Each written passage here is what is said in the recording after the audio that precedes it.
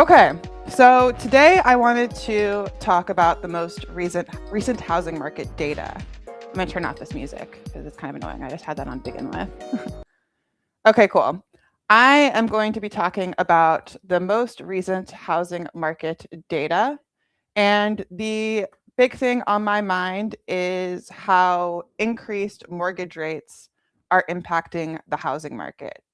As you can see from this data from Freddie Mac, mortgage rates hit a high not seen since around August of last year. Mortgage rates went up with the start of the war in Iran. They came down a bit because investors were optimistic about the war potentially being concluded pretty early. But then mortgage rates since then have gone back up and they've shot up this week. Oil futures are up, and investors are just getting a little bit scared that this war is not going to be over anytime soon. And what we're seeing in housing market data is that pending home sales fell 1% from last week. So we track pending home sales usually in 4-week windows, but because this last week we saw this increase in mortgage rates, we decided to look at how much pending home sales were impacted just in the last week. Now, weekly data can be very, very volatile. It's hard to read a lot into it. But because this news was so impactful, it was everywhere. We wanted to see what happened to pending home sales.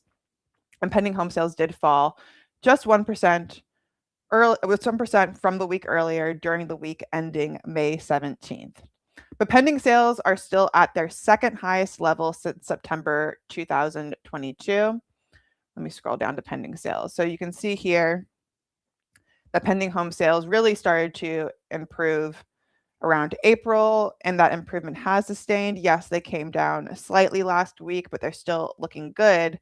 But the fact that they did come down the same week that mortgage rates went up, I think is a bit of bad news because it mortgage rates are going to probably remain high until the Strait of Hormuz reopens. And if this trend continues of pending sales declining, then perhaps we're not going to see this nice boost in pending sales that the real estate industry was hoping for. So that's something to keep watching out for. I'll keep paying attention to that every single week. But what else is interesting in this housing market data, I think, has to do with new listings. New listings have been kind of weak.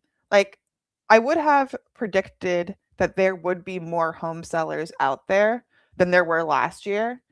Home sellers are locked into record low mortgage rates that they got during the pandemic, but they haven't.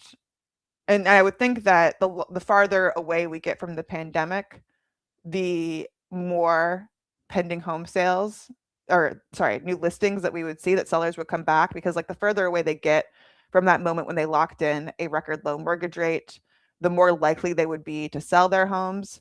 Also, a lot of people bought homes during the pandemic. When you buy a home, you buy the home with the intention of staying there for a long time. And yet, like, we would think that the farther away we get from when people bought their homes during the pandemic, the more home sellers we would see. And yet we're not seeing a boost to new listings. Sellers are being really stubborn about listing. I think a lot of these sellers might like to sell, they might like to buy again, they might like to buy a home, but they are also being impacted by high mortgage rates because it makes it that much more difficult to give up a low mortgage rate the higher that mortgage rates get. And also, if you are intending to sell and buy again, the higher that mortgage rates get, the more expensive it becomes to buy again.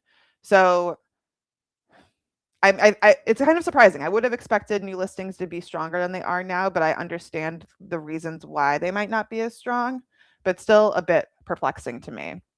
And let's look at some local housing market data, because what I was talking about was the national picture, but there are definitely some unique things happening at the local level.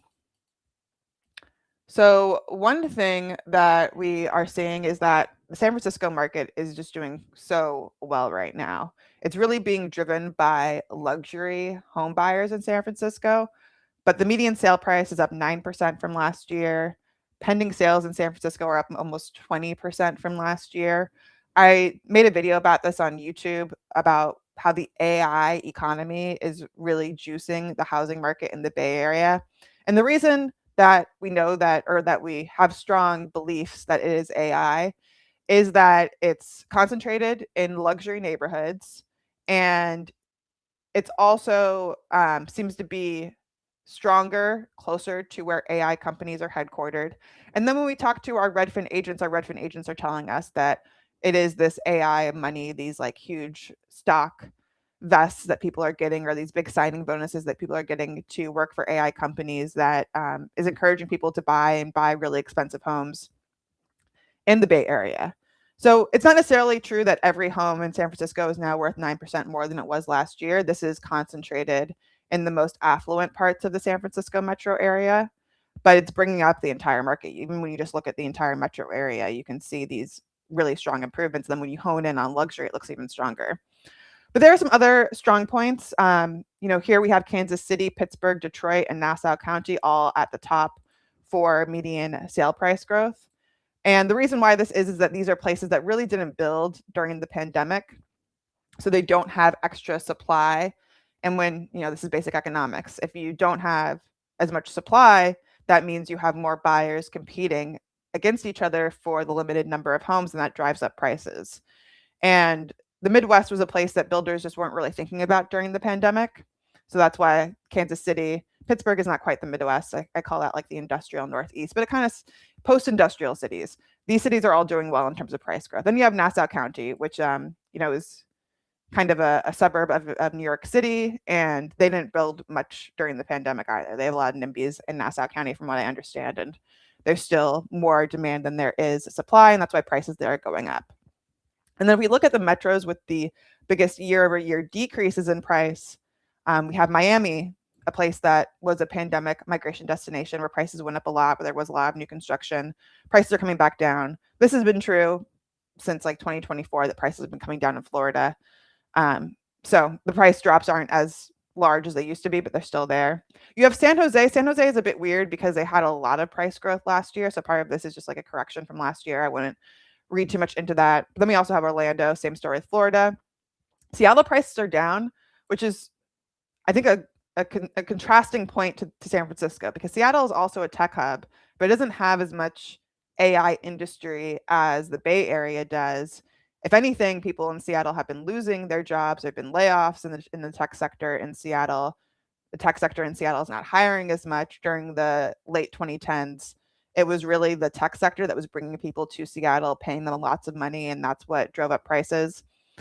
And yeah, now we're not seeing that same pull in of demand of people moving to Seattle. So prices are starting to drop because there isn't as much demand. And Seattle has done some things to increase supply. They haven't been like earth shattering or anything, but maybe that's also helping keep prices in check.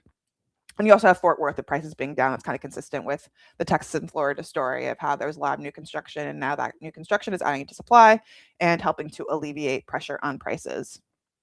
And you can kind of see the same thing happening in pending sales. And yeah, new listings.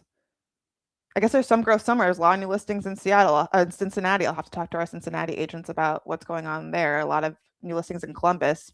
I know there's a lot of price growth last year in Cincinnati and Columbus, so maybe that is what brought sellers back. Because before I said I didn't really understand why sellers aren't coming back, but I guess if I look at which sellers are coming back, the sellers are coming back where prices have grown. So part of, I think, the story of why sellers haven't come back is that price growth has been pretty tepid. Overall, nationally, prices are only up 1.4% year over year. And I think for a lot of would-be sellers, that just isn't enough money to justify them giving up their record low mortgage rates. And it's a little bit weird because like when prices go up, if you're going to sell and buy again, you actually want to sell and buy again when price growth is down, because then when you upgrade to your more expensive home, you are saving money, and that counterbalances how much you might be losing by selling in a weak market. So the fact that like sellers aren't coming back right now tells me that the people who are coming back are probably downsizers, because if they were upgrading they should be selling right now and trying to buy again. Maybe the higher mortgage rates is preventing that because they might have to take on more mortgage debt to do that. But yeah, the sellers seem to be coming back in the places where there is a bit more strong price growth. So that's what I have for the market update. There were some other things that I wanted to talk about. Is anybody, let me see, let me check over here. Not yet. I wanted to see if anybody is commenting. I see that there are some people watching. So that's cool. I'm not seeing any comments pop up yet. I don't know where to look for that exactly. I'm still kind of new to this whole live streaming thing, but I'm just going to keep going. And, maybe if somebody comments, I'll be able to see. Oh, here's the chat. Okay, nobody's chatting yet. All right. Well, thank you for watching, whoever is watching out there. Okay, so the next thing I wanted to talk about is what is going on with the Fed. Like the Fed is in this really tough spot right now because of inflation being up. Inflation is well above their target. I think core inflation is like almost at 4% right now, which is very uncomfortably high. And Tom Barkin, who is the president of the Federal Reserve Bank of Richmond, gave a speech today that I think nicely covers the mindset that the Fed is in. I serve on the Academic Advisory Council for the Dallas Fed, and we were having these same conversations back when I met with them in late March. And Tom Barkin is saying the same thing here. So what he's saying in this speech is that, these supply shocks, like the war in Iran, the trade war, they, in theory, are transitory, meaning that you're going to get a short term increase in inflation, but you're not going to see a long term increase in inflation. Once the war is over, oil prices will come back down, that inflation pressure goes away. Even with the trade war, with tariffs increase prices when those tariffs go into effect, but they don't increase prices into the future because once the tariffs are there, they're already incorporated into prices. There's no reason to believe that prices would keep growing on top of that after the tariffs go into effect. So President Barkin is talking about that, like how theoretically the Fed should not be responding to these temporary supply shocks. They should be looking towards the long term. But the last time they did that, back in 2022, when there was post-COVID inflation, when we had supply chain problems and prices went up dramatically, and there was the war in Ukraine causing gas prices to go up, the Fed said that all of that was transitory, and they didn't raise interest rates early on in that. They waited to raise interest rates until it looked like the inflation was not going away, that it was persistent. I mean, we're still dealing with inflation right now. Obviously, some of that was not transitory. And so what President Tom Barkin is saying here is that it would be nice to just have this mindset of we're going to see through this inflation. But the problem is expectations. Because if markets change their expectations, if they don't see through the inflation, if they start to price in longer term inflation, that can become a self-fulfilling prophecy. Because if businesses think that a year from now, oil prices are still going to be high, they are going to adjust accordingly. Like they're going to produce fewer goods. And by virtue of producing fewer goods and services, there will be more money in the economy chasing fewer goods and services. And then we get that inflation sticking around when, if everybody just chilled and didn't do anything, it would have been transitory. So the Fed, they can talk all they want about how, like, theoretically this should be transitory, but if investors, if businesses, if consumers don't have that same mindset that the Fed has, that they start planning accordingly for higher inflation, if employees start asking their bosses for raises because they can't afford gas, if businesses start cutting back production because they don't think people are going to be able to afford to pay for their goods if they have to increase price because their input prices are higher, then like all that becomes a self-fulfilling prophecy and we get higher inflation in the long run, even though theoretically it wasn't supposed to be long run.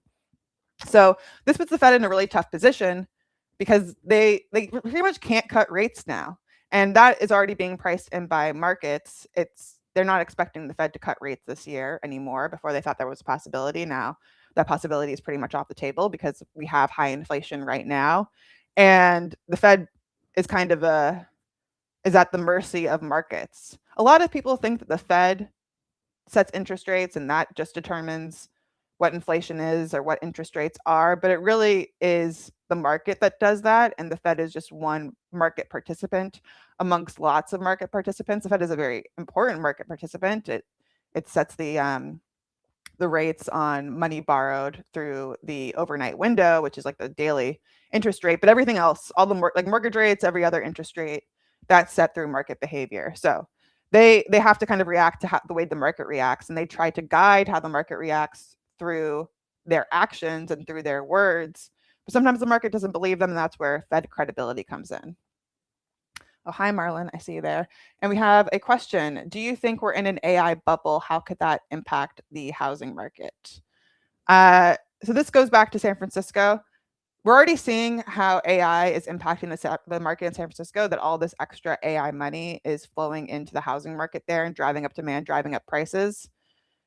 And if the AI technology is not as good or not as profitable as the people who are hyping it up like are making it out to be, then that would result in a bubble. That would result in revaluations. There are a bunch of IPOs happening later this year, and like how those IPOs go are going to kind of show whether or not this is a bubble. I mean, that's just one test, but there will probably be lots of tests that happen with AI in terms of whether it's a bubble or not.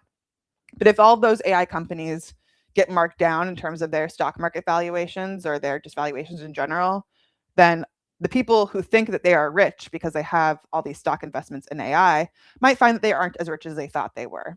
And then the people who maybe cashed out and bought homes with that money, they are doing that now. They're competing against one another, and that's driving up prices. But by the time they go to sell, if there aren't more winners coming from the AI economy, they may not be able to sell these luxury homes for what they bought them for.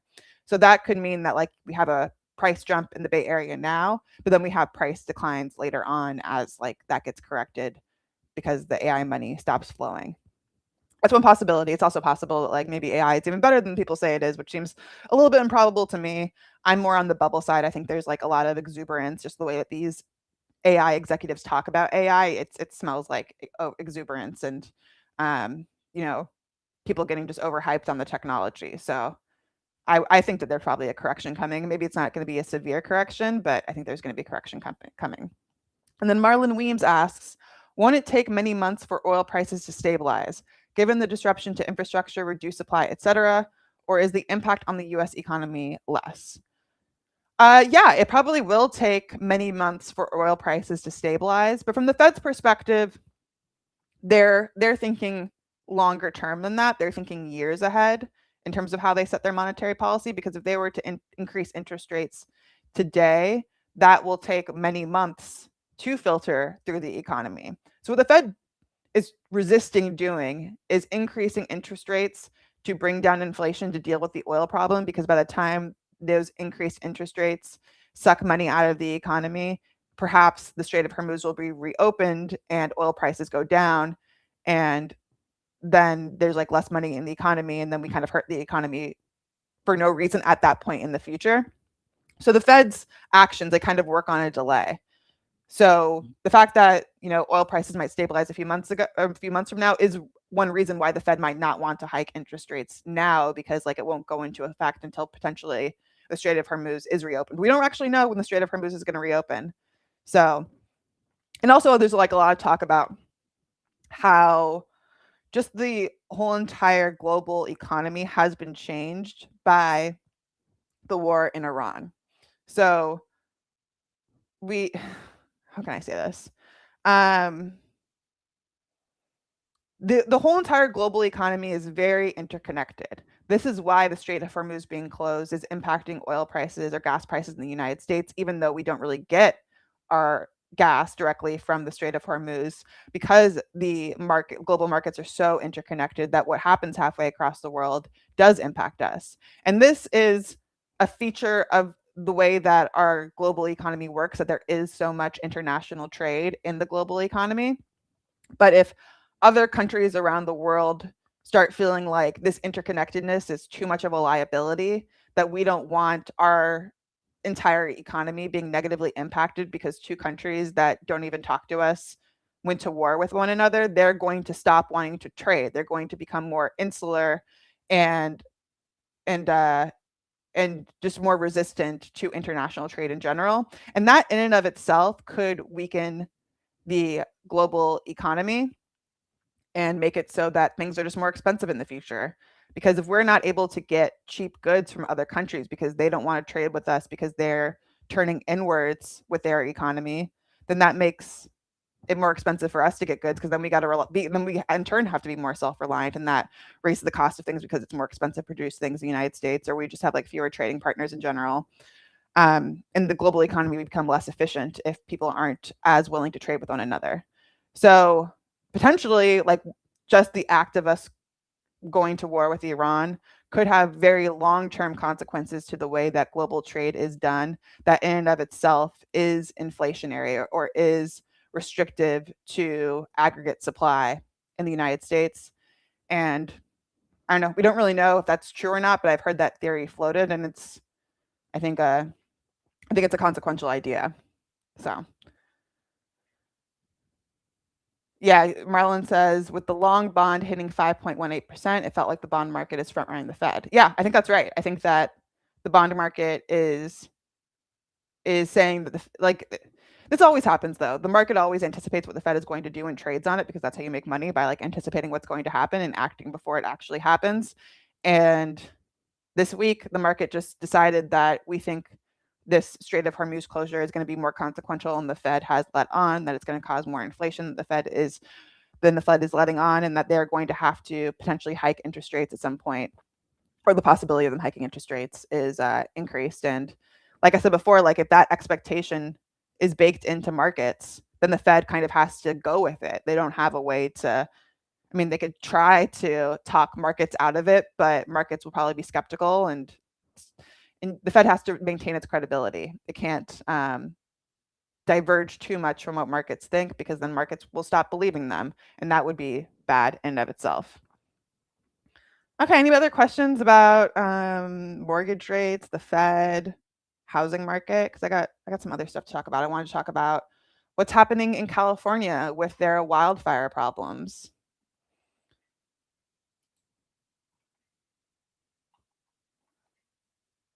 Okay.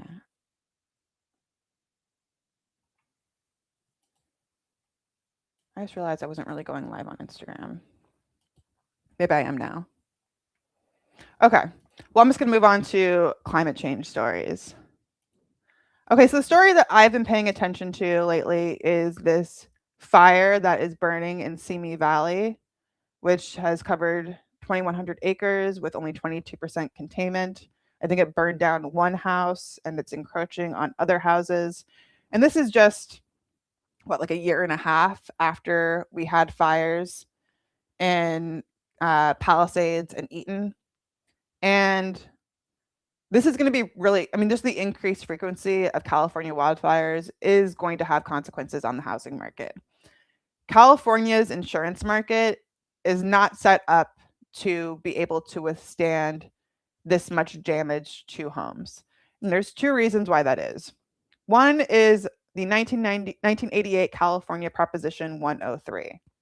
What Prop 103 did is that it created more government regulation on insurance markets, which, insurance markets, they tend to be monopolies, or at least be like oligopolies. And they do, like, regulation of insurance markets makes sense. I'm not saying we shouldn't be regulating insurance markets, but California probably took it too far with the way they regulate insurance markets. This Proposition 103 passed back in 1988. That's the year I was born.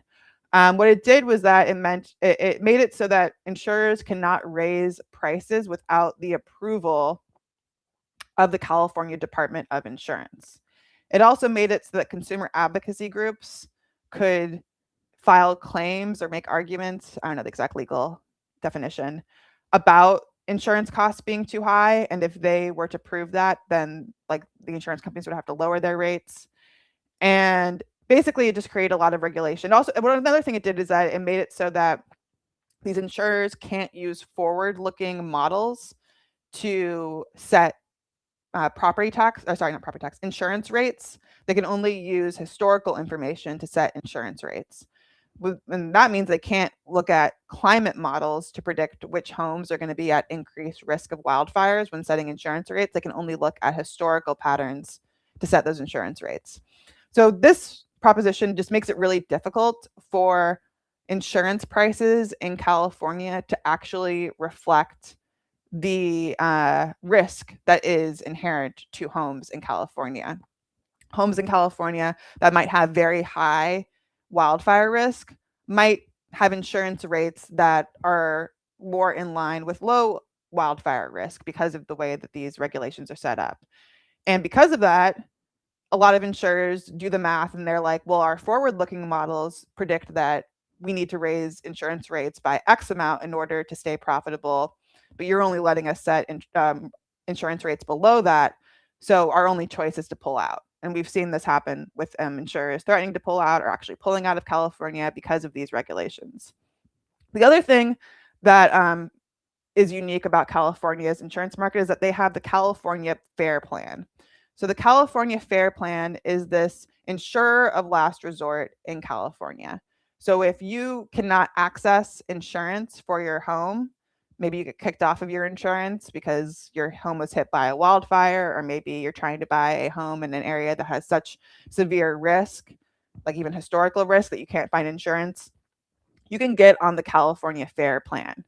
But the California Fair Plan is funded by taxpayer dollars. So essentially, it subsidizes insurance for very risky homes, and it charges Californians who don't live in those homes to pay for the insurance of the people who own these very risky homes. And it says residential policies are capped at $3 million. So there are literally like $1 million homes being subsidized by middle class Californians because through this California Fair Plan, which doesn't sound very fair to me. But these two policies together mean that, as we see more of these wildfires happening in California, it's going to become very, very expensive, both to insurers and to regular people living in California. And it's all because there are these homes that are built and people live in and are insured in very risky areas where the wildfire risk just keeps increasing every single year. So something's going to give in California. Like either California is just going to keep taxing its citizens to subsidize these $1 million homes in wildfire risky areas, or insurers are just going to keep pulling out of California, and the Fair Plan is just going to take on more and more bloat until the system just can't take it anymore. But this is all coming. So every time there's a fire in California, that's what's always on my mind is like, how long will it be before California reforms the way that they do insurance? Because it just doesn't seem sustainable, and it's not the model that a lot of economists would come up with. A lot of economists would say that you do want insurance to be much more expensive in places that are much more risky, because that is a strong signal to home buyers not to buy that home. But when home buyers don't get that signal, they're like, well, I have insurance, I'm covered. My insurance isn't even that expensive, I'm good. And then they keep buying homes in risky areas. Builders keep building homes in risky areas, and there is no correction that happens. There is no signal that people get through prices. So I think California really needs to do something about that. All right, cool. Well, we're reaching the 30-minute mark. Does anybody else have any questions? And I'm sorry to my Instagram folks if you have questions, because you're on like a much longer delay, I think. Oh, wait, maybe you're not on that big of a delay. It doesn't look like that big of a delay. All right, I'll just open up to Q&A if anybody else has any questions, or I can see what else is going on in the world. What else am I thinking about? Oh, wait, there was another story on Redfin News. Let's go to Redfin News. Redfin News, our lovely source for all housing market everything. Okay, so the top story on Redfin News is that home purchase cancellations are no longer on the rise. Oh, we have a question. I'll answer the question first because it's about California insurance. So let me go back to that. All right. Question over from PageGM XL5 on YouTube is, are there policies that California could implement that would bring insurance back? Yes. I think that what they could do is they could basically override Prop 103. I mean, we could change. I mean, you could get a new prop. California's whole proposition system is really weird, so maybe they need to get a new proposition. But assuming they can do something to Prop 103, they should modify it so that insurers can price in forward-looking risk when determining insurance rates. That way, like areas where we know or where climate scientists have determined that wildfires are increasing, those places would have that priced in, and those insurance prices could go up, and that would, make the insurance companies less likely to go bankrupt if they didn't have to have these subsidized insurance rates for homes that have increasing wildfire risk. And I guess that just goes back to the point about how there is this Department of Insurance that has to approve price increases.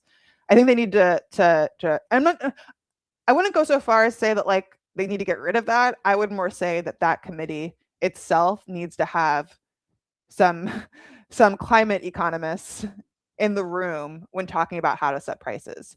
Because I think the way that the insurance department is set up right now is that like they just try to get the insurance cost to be as low as possible for Californians. But really, I think they should be thinking more about how can we incentivize people to live in areas that have lower risk?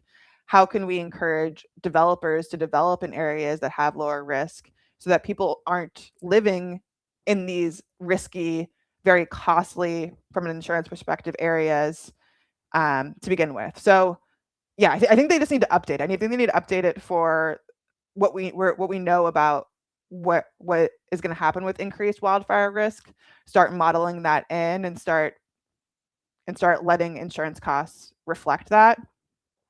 And then I think also the fair housing plan needs to change, because that 3 million cap, that seems too high. I mean, it just doesn't feel right that like everyday people in California are paying for the insurance policies for $1 million homes. So they could bring down that cap. An insurer of last resort, I feel like the last resort should be for people who really have no other resort. Like they are in a situation where they can't afford to move. They maybe are elderly and it would be difficult for them to move, or just like they have an actual reason why they can't sell their home and move that justifies them being on the FAIR plan. I think it just covers way too many homes and way too many people the way that it is set up.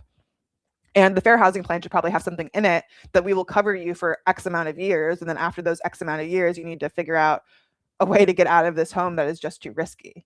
So maybe it should incorporate something like, ensuring, like covering people's costs of moving, of relocating, of getting out of harm's way, of encouraging that kind of behavior that would reduce risk in the long run, as opposed to just papering over it in the short term. All right, cool. All right, back to Redfin news. So the other big story on Redfin news right now is that home purchase cancellations are no longer on the rise. So the big story of last year and the year before was that people were canceling deals that home buyers and home sellers couldn't see eye to eye. And then demand came back, buyers came back. And in the most recent data, we're seeing that fewer deals are falling apart. And this kind of ties back to insurance, because when we were talking to our Florida agents, they said that one reason that deals were falling apart in Florida in particular is that a home buyer would make an offer on a home before finding out if they could get insurance on that home. They would talk to an insurance after the offer was accepted when they were in the escrow period, and the insurer would tell them, you can get insurance, but you have to replace the roof, and the roof's going to cost you $40,000. Buyer says, well, I don't have $40,000 extra dollars. They go to the seller and say, hey, seller, can you give me a credit so I can get insurance, because I didn't know that I couldn't get insurance. And the seller says no, because they already accepted the lowest possible price that they were willing to accept, and the deal would fall apart. But we're seeing this happen less often. It's probably because price growth has been really moderate lately, and sellers have kind of gotten on the same page as buyers. And also there's more buyers now. So with there being more buyers are more inclined to stick with the homes that they made offers on, because, if they were to fall out of escrow and have to give up that money that they put in to make an offer and try to get another home, they might not be able to find another home if there are more buyers out there competing. So home purchase cancellations are no longer on the rise, but maybe they'll go up again now that mortgage rates are up, and that might cause buyers and sellers to not be able to get along anymore. All right, another question from PJMXL5 over on YouTube. Would controlled burning help mitigate wildfire risk? Yes. Yes, I'm going to flip back over here to the wildfire story just so I have a fire on while I'm talking about fire. Okay, so one reason that I'm okay with governments having a stake in insurance markets, with them being on the line for fair insurance policy like what California has, or subsidizing some portion of insurance, is that if the government has a stake in risk, they will be more likely to support policies that reduce risk. And one policy that can reduce risk of wildfires is controlled burning, is fire management.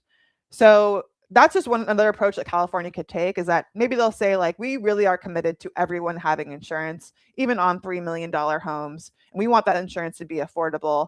And the way we're going to achieve that is by reducing the risk of wildfires themselves, that we are just going to go big on controlled burning and investing in firefighters and making sure that when fires happen, like very limited numbers of homes are impacted. And that's how we're going to keep insurance costs under control. Because if there are fewer homes damaged, that means the insurers don't have to pay as much out in policies, and that allows them to keep their rates low. But that's not happening right now. California is not putting enough investment into mitigating wildfires to justify their intervention in insurance markets. But that would be great. I would love to see them like really go big on mitigating fire risk. I know this has been a big topic in the LA mayor's race, like how the Palisades fires played out. There were billionaires spending money on private firefighters to protect their homes. And it's like, well, if these millionaires and billionaires can put money into firefighters to protect their homes, why isn't the government doing that for everybody? Why isn't the government investing more in firefighters to protect all the homes? And I think that is a valid critique. It would be expensive, but it would be less expensive than just letting the fires get more and more frequent. So yeah, I think prevention is worth a lot. And then Marlon Weems asks, you may have covered this, but what do you think about the proposed bill in the House to boost residential supply? Yeah, that's another big story. I'm going to stop sharing my screen for, I'll bring it up. Here, let's do House Bill Road to Housing. I'll just bring it up for the sake of having the image. All right, yeah, we got House Resolution 1299 about the housing bill. There's a news story about this. It's better imagery. All right, House overwhelmingly passes amended Road to Housing bill. So there was this so this has been going on for months, that Congress and the Senate have been working on housing bills to address the housing shortage, to make housing more affordable. There was a lot in this bill. There were carrots and sticks for local governments to change their zoning laws and their permitting laws to make it easier to develop housing. There's stuff in there about manufactured housing and modular housing to make it easier to build that kind of lower cost housing to increase the supply. There's also things in there about investors owning homes. This was a big thing that Elizabeth Warren was talking about. This is a big thing that Donald Trump was talking about, was that they were kind of pointing to investors as being the reason why housing is so unaffordable, which is not true. Investors are a symptom of housing becoming less and less affordable, because the fewer people that can afford to own homes, the more people you have renting homes, because people still need a place to live. If they're not owning the homes because they can't afford the price and the mortgage rate, they're still going to be paying rent to live somewhere. And if more people are renters, they're living in housing that is going to be investor owned. Now, people for some reason don't have a problem with investors if they're mom and pop investors, if they're like people who own just a couple of properties being those landlords. But they seem to think that it's very unfair when it's these mega conglomerates owning thousands of homes. But the share of homes owned by these big Wall Street private equity firms is actually not that big nationally. It's like less than 1%, less than 3%, depending on like how you do the cutoff. There are certain markets where investors play a much bigger role, but I wouldn't say that investors are like winning in those markets. Atlanta is one example that gets brought up, but investors went big in there recently, but they pulled back when mortgage rates went up, just like everybody else did. They're kind of at the whim of what's happening in the housing market, like anybody else would be. So I don't really just buy this narrative that they are the ones that are driving up prices. I don't think there's any coordinated effort of investors buying up homes for the purpose of driving up prices. I think that when investors anticipate that prices are going to go up because there isn't enough supply being built and there is demand for rentals in particular, they buy homes because they want to make money. They want to rent them out and they see that there's a business opportunity there. But they're not the ones creating the conditions for the housing shortage in the first place. So this was a big deal. And what people really, what some industry experts really didn't like about the way the bill was originally written was that they were going to ban investors from building single family homes for the purpose of renting them out. And I guess the mentality about banning them was that like they thought that it was unfair that investors would build homes and then take them out of the pool of being available to regular home buyers, that they would like only do this to rent them out. But from the investor's mindset, or from the investor's perspective, what they're thinking is like, we know that there is this market of people who want to rent single family homes, especially in like areas where there's a lot of transient population, like in military, like near military bases or just near places where workers come and go, but they still have families and they still want single family homes. There is demand for these rentals, but it's difficult to scale as a landlord by owning single family homes because existing single family homes are all unique. Like you go down the block, every home on the block is going to be different. It's going to have different renovations that happen to it, even if they were like designed the same originally, or maybe they weren't even designed the same originally. So it's really hard to scale maintenance. It's hard to scale like managing these homes when every home is different. So the investors got this idea, well, what we'll do is we'll build entire neighborhoods of cookie cutter homes where each home is just alike, single family homes. The toilet in one home on one street is going to be the same as a toilet on another street. So you can have one plumber who knows exactly how every toilet works, how every pipe in the home is set up, and that will make it cheaper for them to maintain that. And then they, pass the savings on to renters, hypothetically. So a lot of people in the industry were like, why are you going to get rid of build to rent? Build to rent is a good thing for the housing shortage. If investors are building homes, that means that there are more homes available for people to live in, then we have less scarcity of homes. That's a good thing.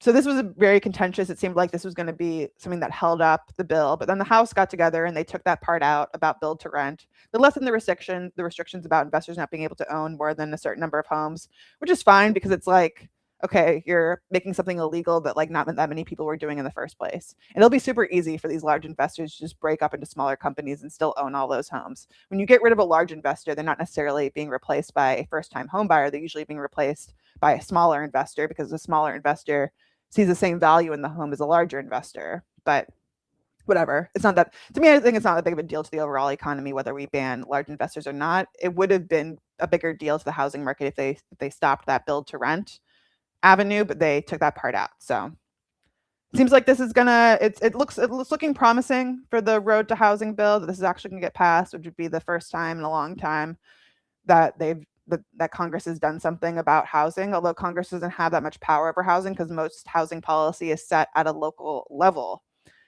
So talk to your state legislature and your city councils about getting more housing developed if you really want to make a difference. All right, cool. I wanted to go back to Redfin news for a second. We talked about contract cancellations. What else is going on? Talk about pending sales.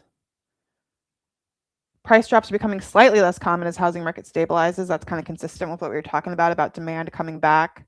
I guess we should talk about like, why is demand coming back in the first place? One of the reasons why demand is coming back now is that mortgage rates are lower than they were last year. Mortgage payments on a median priced home, as a result, are lower than they were last year. So the housing, it's more affordable to buy a home right now than it would have been this time last year. The more mortgage rates go up, the less that is true. But mortgage rates were really high last year. People forget about that. I forget about that sometime, but they were really high last year. So demand, it took a while to come back, but it seems to finally be reacting to the fact that mortgage rates are lower now than they were last year. Okay. And then what else is going on? I can go to see all reports too. Feel free to keep dropping questions. I think I'm going to hang out here until 3 o'clock, until the hour is up. It's talking about housing. Why is this not loading? Let me try to refresh this. Okay, that's weird. Go to housing market. All right, there we go. Now we can see it better.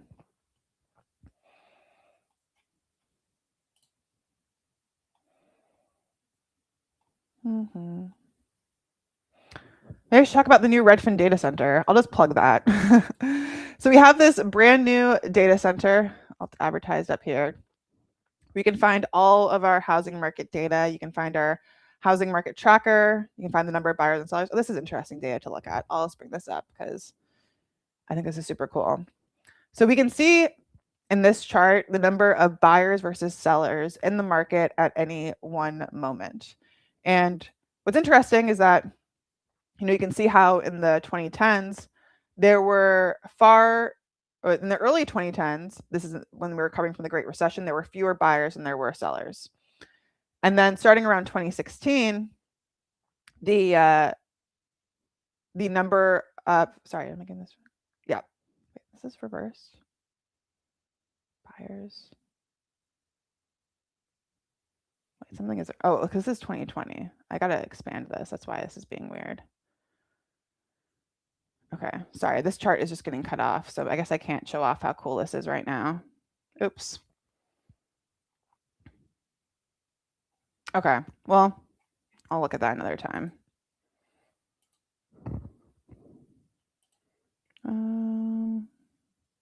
Anything interesting going on in equality in this? All right, I guess I'm out of news to talk about for the week. I don't know. Maybe I'll just wrap this up now, unless anybody else has any questions. Let me pop over to Instagram and see if there's any questions. I do not see any. Anybody on Substack have any questions? Nope.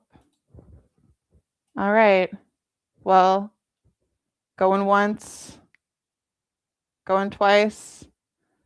Okay, cool. Well, thanks for coming to my live stream. I'm going to try to do this every week. Our weekly data for the housing market typically comes out on Wednesday. Sometimes it's a little delayed and comes out Thursday mornings. So I'm going to have these Thursday afternoons, 3 Eastern, to talk about our newly released weekly data. And I'll also talk about what is happening in the general economy and how that relates to the housing market and vice versa. And I hope you enjoyed this and you tune in again next time. And this is going to get reposted on YouTube and LinkedIn and wherever else this is live streaming. So if you wanted to see what I said before you tuned in, you can go back and look at that. But thanks for coming and thanks for all the great questions. Until next time.